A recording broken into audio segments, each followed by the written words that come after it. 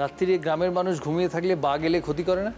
না, বাঘ তো আসেই, বাঘ মানে আমরা শুয়ে আপনি এমন ভাবে বলছেন যেন এই সাইকেল রিক্সা আসার মতো। আমাদের প্রশ্ন ছিল হুগলির কাছে বৈষ্ণব সাহিত্যে প্রেমের 64 রসের কথা বলা হয়েছে, যার প্রথম পর্যায় হলো পূর্বরাগ। এর ঠিক পরবর্তী পর্যায়টা কি? 4টে অপশন ছিল: পরিচয়, অনুরাগ, মান, অভিমান, অভিসার। হুগলি বলেছিল অভিসার, সেটি চ্যালেঞ্জ করেছে পুরুলিয়া। পুরুলিয়া বলছে অনুরাগ, বলতে গিয়ে জল ফল সব ফেলে কেলেঙ্কারি করেছে, যদিও করে থাকবে, কিন্তু সঠিক উত্তর অনুরাগ।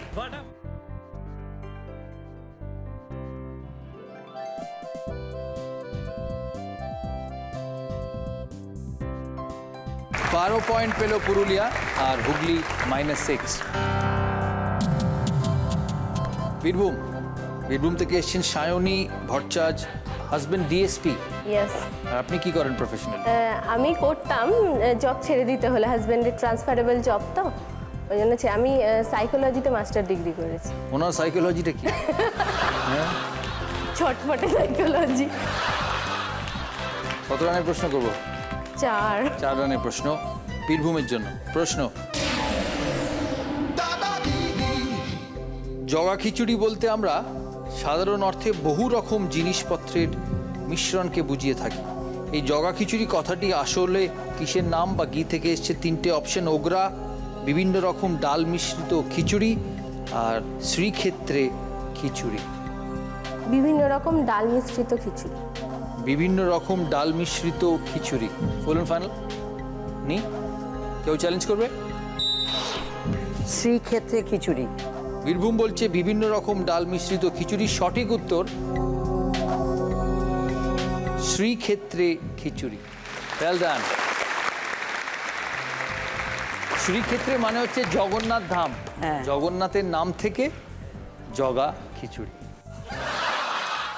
4 পয়েন্টের প্রশ্ন ছিল, -4 + 8। সাউথ 24 পরগনা অনিল বাবু, অনিল মিস্ত্রি। সাউথ 24 পরগনা কোথায়? সুন্দরবন, বালি গ্রাম। আপনি তো বাঘ উদ্ধার করেছেন সুন্দরবনে বহুবার। কয়েকদিন ম্যাডামকে নিয়ে যান না সাথে।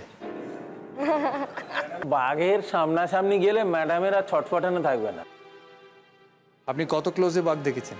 2 ফুট 2.5 ফুট দূরত্বে আমি বাঘ দেখেছি। আমি বাঘ ধরতে গিয়ে বাঘ ট্যাঙ্কুলাইজ করছিল, আমি সহযোগিতা করতে গেছিলাম। 2.5 ফুট দূরত্বে বাঘের সামনে পড়ে গেছি। পুলিশ, ফরেস্ট ডিপার্টমেন্ট বাঘটাকে গুলি করে দিয়েছে। বাঘ এইভাবে মাটি তুলে, মানে পা দিয়ে মাটি তুলছে, আমি পড়ে আছি, আমার বুকের উপরে মাটি পড়ছে। বাপরে, সে কি এত এত স্ট্রাইকিং ডিস্টেন্সে গেলেন কি করে? না, আসলে বাঘ কোথায় ধান বাগানের মধ্যে আছে বুঝতে পারছি না। 3টে বাঘ পেরিয়েছিল। মা বাঘটা আগে বেরিয়ে গেছে, বাচ্চা দুটো গোয়াল ঘরে ছাগল খাচ্ছিল। সকালবেলা খবর পেয়ে ছুটে গেলাম ফরেস্ট ডিপার্টমেন্টের সাথে আমরা। এমনিই ছুটে চলে যান? মানে আমাদের গ্রামেই ঢোকে, তো সব গ্রামেই বাঘ ঢোকে। তো বাঘকে বাঁচাতে গেলে না হলে সবাই মেরে দেবে, বাঘকে ধরে আবার জঙ্গলে ছাড়া, এটা হচ্ছে মানে আমাদের কাজ। আপনি জীবনে কতবার বাঘ দেখেছেন? মানে গ্রামে ধরার সাথে 50-60 বার তো আমি বাঘ মানে ধরার সাথে যুক্ত। আর কতবার জঙ্গলে দেখেছি কোনো গুণে নেই। রাত্রিরে গ্রামের মানুষ ঘুমিয়ে থাকলে বাঘ এলে ক্ষতি করে না? না, বাঘ তো আসেই, বাঘ মানে আমরা শুয়ে। আপনি এমন ভাবে বলছেন যেন এই সাইকেল রিক্সা আসার মতো। কিছুই করে না বাঘ। গ্রামে ঢুকলে বাঘের আমি মানুষকে বিশ্বাসই ক্ষতি করি করে না না। বাঘ কিছু করে না। বাঘ গ্রামে ঢুকলে মানুষকে কিছু করে না, মানুষ বরং বাঘের জায়গায় গিয়ে ক্ষতি করছে বলে গ্রামে বাঘটা ঢুকে আসছে। আপনার জীবনের কিছু অংশ আমরা দেখি, আর আপনি দেখুন একটু ভালো করে।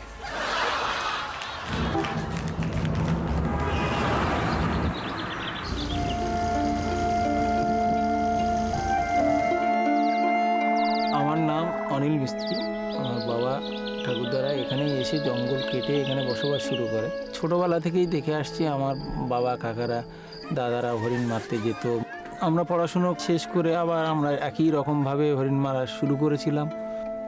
তো হরিণ মারতে গিয়ে আমার এক বন্ধু একটা মা হরিণকে মেরেছিল, সঙ্গে বাচ্চা ছিল। জিনিসটা খুবই কষ্ট পেয়ে আমি ঠিক করেছিলাম যে আমি আর হরিণ মারতে যাব না, চেষ্টা করব যাতে হরিণ বাঁচানো যায় আর বাঘ বাঁচানো যায়, যাতে বনে তারা ভালোভাবে বাস করতে পারে।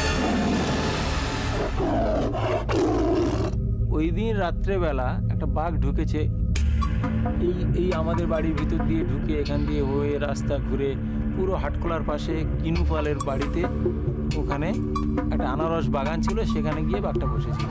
তো আমরা সঙ্গে সঙ্গে খবর পেয়ে ছুটে গেলাম সেখানে। প্রচুর লোকজন মাইক দিয়ে আমরা শান্ত করার চেষ্টা করেছি, বলেছি আপনার বাঘের গায়ে ঢিল ছুঁড়বেন না, ফরেস্ট ডিপার্টমেন্টকে খবর দেওয়া হয়েছে, ওরা আসছে, এসে এটা ট্রাঙ্কুলাইজ করে জঙ্গলে আবার ছেড়ে দেওয়া হবে।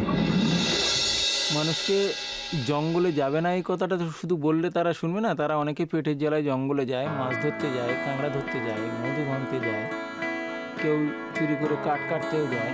তো তাদেরকে সরিয়ে রাখতে গেলে তাদের বিকল্প কর্মসংস্থানের ব্যবস্থা করতে হবে। বাঘ সংরক্ষণের কাজটা খুব ভালোভাবে হবে যখন মানুষ ইনকামটা তার সীমিত যে সামগ্রী আছে তার থেকেই উৎপাদন করতে পারবে।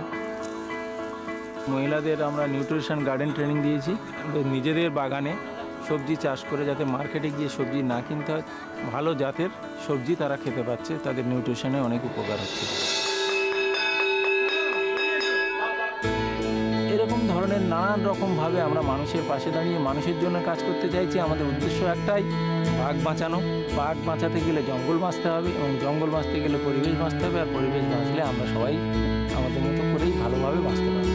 দাদাগিরির মতো এরকম একটা অনুষ্ঠানে দাঁড়িয়ে আমি সবার কাছে আবেদন করতে চাই, আপনারা সবাই বাঘ বাঁচান, জঙ্গল বাঁচান, ভারত বাঁচান।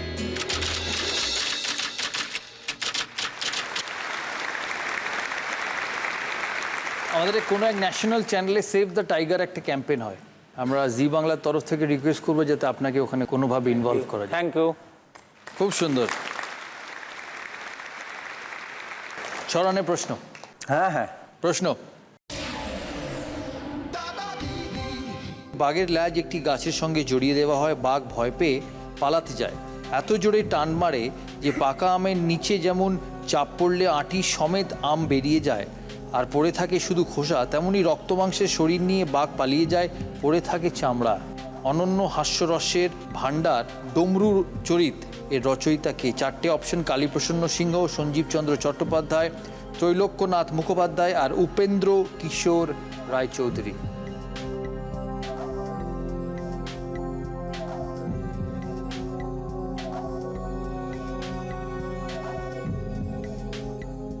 বিখ্যাত রচনা কিন্তু এটা, কে রচনা করেছে?